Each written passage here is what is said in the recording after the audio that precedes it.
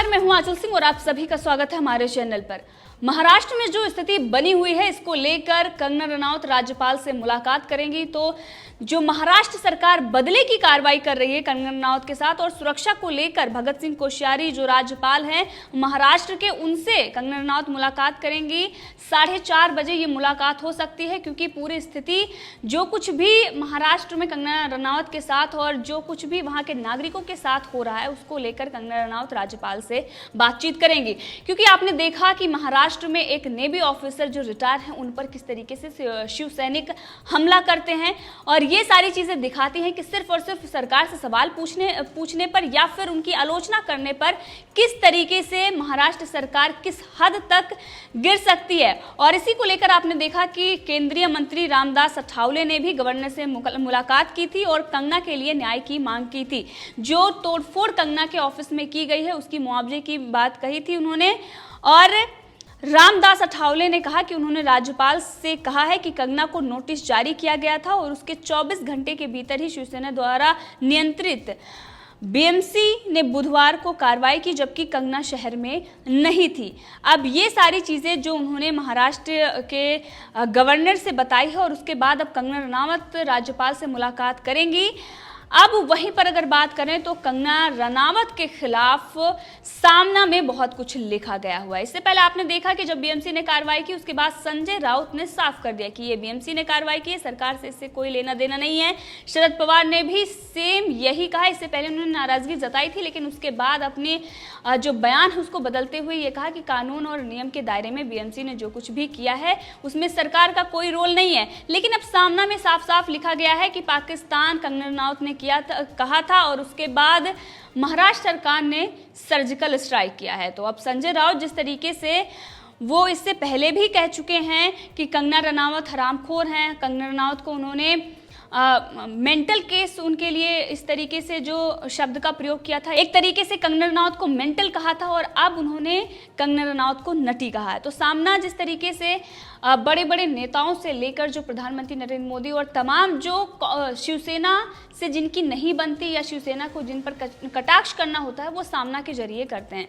एक तरफ प्रेस की स्वतंत्रता और अभिव्यक्ति की आज़ादी की बात कांग्रेस और शिवसेना करती है, और वो सिर्फ और सिर्फ एक तरफा वो सामना के लिए या कांग्रेस के लिए या टुकड़े टुकड़े गैंग के लिए होता है। दूसरा अगर कोई इस पर कोई टिप्पणी कर रहा है, सरकार की आलोचना करता है, या फिर कोई मीम शेयर करता है या फिर कोई कार्टून शेयर करता है, उस पर किस तरीके से अटैक किया जाता है और वहां पर अभिव्यक्ति की आज़ादी को खत्म कर दी जाती है।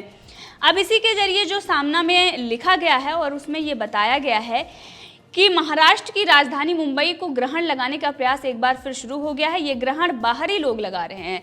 बाहरी लोग से ये मतलब है कि जो महाराष्ट्र से बाहर है, कंगना पर यहाँ पर निशाना साधा गया है। महाराष्ट्र में सिर्फ और सिर्फ महाराष्ट्र के लोगों को अहमियत दी जाती है, और उन जो महाराष्ट्र में भी हैं ऐसे लोगों को अहमियत दी जाती है जो सरकार के पक्ष में हों, सरकार यानी कि शिवसेना के पक्ष में हों, जो कांग्रेस के पक्ष में हों, जो उनकी विचारधारा से मेल खाते हों। क्योंकि आपने देखा कि महाराष्ट्र में ही रहने वाले जो रिटायर्ड नेवी ऑफिसर हैं, उन पर हमला कर दिया जाता है, वो महाराष्ट्र के ही हैं और महाराष्ट्र की जनता इस बात को समझ रही है।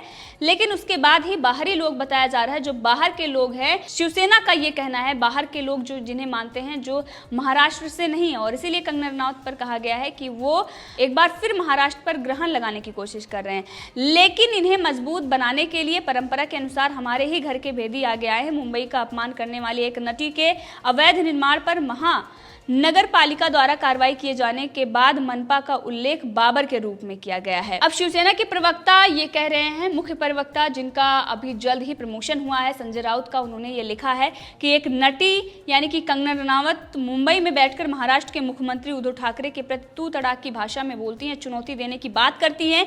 ये कैसी एक तरफा आज़ादी है? इसके अवैध निर्माण पर हथौड़ा चला तो वो राम मंदिर था, ऐसा ड्रामा उन्होंने किया है। मुंबई को पीओके कहना व उसी पाकिस्तान में स्थित अवैध निर्माण पर सर्जिकल स्ट्राइक की छाती पीटना, ये कैसा खेल है?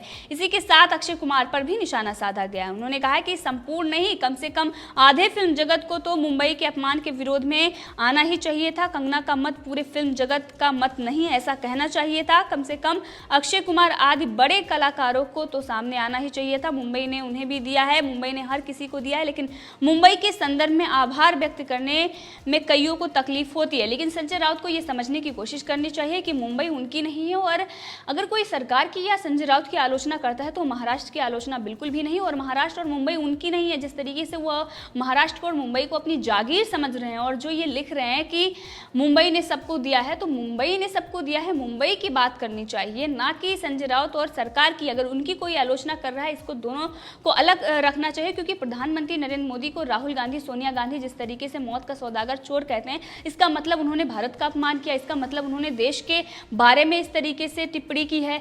अगर ऐसे ही ये समझते रहे और कांग्रेस वहां पर गठबंधन में उनके विधायक प्रस्ताव लेकर आते हैं, ऐसे लोगों को हम इस वक्त क्या कहें जो इस तरीके की दोहरी मानसिकता को अपना रहे हैं। एक तरफ सामना में एक अभिनेत्री के लिए इस तरीके से चीजें लिखी जा रही हैं, वहीं पर रिया चक्रवर्ती के समर्थन में कांग्रेस उतरी हुई है, कांग्रेस लगातार उनका समर्थन कर रही है।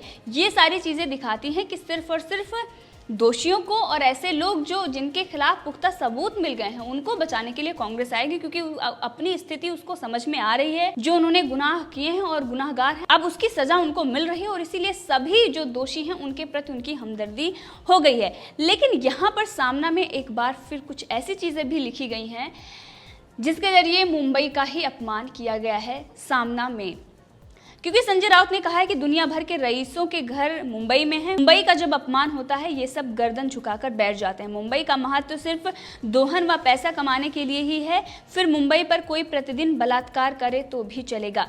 इन सभी को एक बात ध्यान रखनी चाहिए कि ठाकरे के हाथ में महाराष्ट्र की कमान है, इसलिए सड़क पर उतरकर भूमिपुत्रों के स्वाभिमान के लिए राड़ा वगैरह करने की आवश्यकता आज नहीं है। यहाँ पर किस तरीके से महाराष्ट्र का अपमान सामना में किया गया है, वही संजय राउत हैं जो महाराष्ट्र के अपमान की बात कर रहे हैं, लेकिन वो किस तरीके से चीज़ों को लिख रहे हैं ये सरासर गलत है। और इसके साथ ही ये लिखा गया है कि महाराष्ट्र और भूमिपुत्रों का भाग्यचक्र मुंबई के इर्द गिर्द ही घूम रहा है। मुंबई देश की हो या दुनिया की, लेकिन उस पर पहला हक महाराष्ट्र का है। जब मुंबई को दबाया तब महाराष्ट्र ने प्रतिकार किया। इसमें कुछ गलत होगा तो प्रधानमंत्री मोदी को ही बताना चाहिए। मुंबई को पहले पाकिस्तान बाद में बाबर कहने वालों के पीछे महाराष्ट्र की भारतीय जनता पार्टी खड़ी होती है। इसे दुर्भाग्य ही कहना होगा। मुंबई के विरोध में 60 से 65 साल पहले कांग्रेस के कुछ नेताओं ने योजनाबद्ध ढंग से साजिशें की थी। तब साजिशकर्ताओं की छाती पर पांव रखकर भूमिपुत्रों ने संयुक्त महाराष्ट्र का भगवा झंडा लहराया था। इसी के साथ ये भी लिखा गया है कि कोई भी उठे और मुंबई महाराष्ट्र पर कीचड़ उछाले, अब तो इस पर रोक लगानी चाहिए। दिल्ली अथवा महाराष्ट्र में सरकार किसी की भी हो, कोई अज्ञात शक्ति हमारी मुंबई के विरोध में योजनाबद्ध ढंग से साजिश करती रहती है, लेकिन संयुक्त महाराष्ट्र के लिए जेल के दरवाजे पर कतार लगाने वाले वीर आज कुंठित हो गए हैं क्या? भूमिपुत्रों की तथा मराठी स्वाभिमान का योजनाबद्ध ढंग से दमन करने का प्रयास हो रहा है। महाराष्ट्र के खून से मराठी कोशिकाओं को खत्म करने की साजिश रची जा रही है। इसी के साथ आरोप यह लगाया गया है कि बिहार चुनाव जीतने के लिए सुशांत और कंगना का समर्थन किया जा रहा है। मुंबई को पाकिस्तान व बीएमसी को बाबर की सेना कहने वालों के पीछे महाराष्ट्र का प्रमुख विरोधी पक्ष खड़ा होता है। ये अजीब है, लेकिन सुशांत और कंगना को समर्थन देकर उन्हें बिहार का चुनाव जीतना है। बिहार के उच्च वर्गीय राजपूत क्षत्रिय वोट हासिल करने का ये प्रयास है। उसके लिए महाराष्ट्र अपमान हुआ तो भी चलेगा। इस नीति को राष्ट्रीय कहने वालों को ये शोभा नहीं देगा। महाराष्ट्र का अपमान किया, इसके विरोध में दिल्ली में एक भी मराठी केंद्रीय मंत्री को बुरा नहीं लगा। उस पर आक्रोशित होकर इस्तीफा वगैरह देने की बात ही छोड़ दो। राज ठाकरे को भी धमकी दी गई है। संजय राउत ने यह कहा है कि ठाकरे महाराष्ट्र के स्वाभिमान का एक ब्रांड है, दूसरा महत्वपूर्ण ब्रांड पवार नाम से चलता है। मुंबई से इन ब्रांड को नष्ट करना है व उसके बाद मुंबई पर कब्जा जमाना है। इस साजिश की कलाई एक बार फिर खुल गई है। राज ठाकरे भी आज उसी ब्रांड के घटक हैं और इस सब का खामियाजा भविष्य में उन्हें भी भुगतना पड़ेगा। शिवसेना के साथ उनका मतभेद हो सकता है, लेकिन अंततः महाराष्ट्र ठाकरे ब्रांड का जोर होना ही चाहिए। जिस दिन ठाकरे ब्रांड का पतन होगा उस दिन मुंबई का पतन शुरू हो जाएगा। यानी कि इन्होंने जो ठाकरे, आदित्य ठाकरे और उद्धव ठाकरे, जो इनका ठाकरे ब्रांड है उसकी तुलना जो है वो महाराष्ट्र से कर रहे हैं। ये कह रहे हैं कि अगर ठाकरे का खात्मा होता है तो मुंबई का खात्मा हो जाएगा। ठीक उसी तरीके से जिस तरीके से कांग्रेस का मतलब लोकतंत्र समझती है। लोकतंत्र, जब कांग्रेस पर कोई आपदा आती है तो लोकतंत्र को खतरा और संविधान को खतरा बताती है। लेकिन इसी के साथ जो सामना में जो कुछ भी कहा गया है कंगना रनौत को लेकर, अब संजय राउत की मुश्किलें बढ़ गई हैं। संजय राउत के खिलाफ हिमाचल में एफआईआर दर्ज कर दी गई है। जो कुछ भी कंगना रनौत को लेकर ये मामला हुआ है, इस मामले को लेकर प्रदेश भाजपा ने शिमला पुलिस अधीक्षक मोहित चावला को एक शिकायत दी है और इसमें सांसद के खिलाफ मामला दर्ज कराकर कार्रवाई करने की मांग की गई है। शिकायत पत्र में भाजपा ने आरोप लगाया है कि संजय ने सार्वजनिक स्थान पर महिला की लज्जा का अनादर करके कंगना का अपमान किया है और इसी के साथ हिमाचल प्रदेश में बीजेपी आईटी सेल चीफ ने संजय राउत के खिलाफ शिकायत दर्ज की है। कंगना के खिलाफ बयान पर यह कदम उन्होंने लिया है और इसमें आईपीसी की धारा 294 और 509 के तहत शिकायत दर्ज की गई है। भाजपा के राज्य सचिव पायल वाडिया और प्रदेश आईटी सेल प्रमुख चेतन बरागटा ने कहा है कि 5 सितंबर को राउत ने एक न्यूज चैनल पर असंवैधानिक और अपमानजनक भाषा का इस्तेमाल किया है। उन्होंने गुस्से में कंगना को न सिर्फ गाली दी बल्कि उनका अपमान भी किया है। अब ये जो कंगना रनौत को लेकर जिस तरीके से महाराष्ट्र सरकार ने बयानबाजी की और उसके बाद आपने देखा कि पूरे देश में आलोचना हो रही है, शिवसेना ने अपने पैर पर कुल्हाड़ी मार ली। लेकिन अब संजय राउत की जो मुश्किलें बढ़ रही हैं, क्योंकि लगातार चाहे वो महिला आयोग के अध्यक्ष हों या फिर अब जो हिमाचल में एफआईआर दर्ज की गई है, इससे संजय राउत की मुश्किलें बढ़ गई हैं। वहीं पर इस्तीफे की बात की जा रही है और इसी के साथ जिन रिटायर्ड नेवी ऑफिसर पर हमला किया गया था उन्होंने भी उद्धव ठाकरे से इस्तीफा मांगा है। उन्होंने ये कहा है कि मैं राष्ट्रपति, प्रधानमंत्री और गृह मंत्री से अपील करता हूं कि महाराष्ट्र में कानून व्यवस्था और बिगड़े, इससे पहले राष्ट्रपति शासन लागू कर दिया जाए। उन्होंने कहा है कि उद्धव ठाकरे सरकार नहीं चला सकते तो इस्तीफा दे दे। उन्होंने उद्धव ठाकरे को बर्खास्त करने की मांग की है। इसके साथ ही जान से मारने की कोशिश की गई है, ये केंद्रीय मंत्री रामदास अठावले ने कहा है। रामदास अठावले ने पूर्व नेवी ऑफिसर से मुलाकात की और उसके बाद उन्होंने कहा कि पूर्व नेवी ऑफिसर के ऊपर जानलेवा हमला हुआ है, उन्हें जान से मारने तक की कोशिश की गई है। अठावले ने मुलाकात में मदन शर्मा को यह बताया कि उन्हें शिवसेना कार्यकर्ता कमलेश कदम ने धमकी दी है। मदन शर्मा ने यह बताया कि जो व्यवहार मेरे साथ किया गया वो बहुत ही दुख भरा है, मेरी उम्र देखकर उन्हें पीछे हट जाना चाहिए था।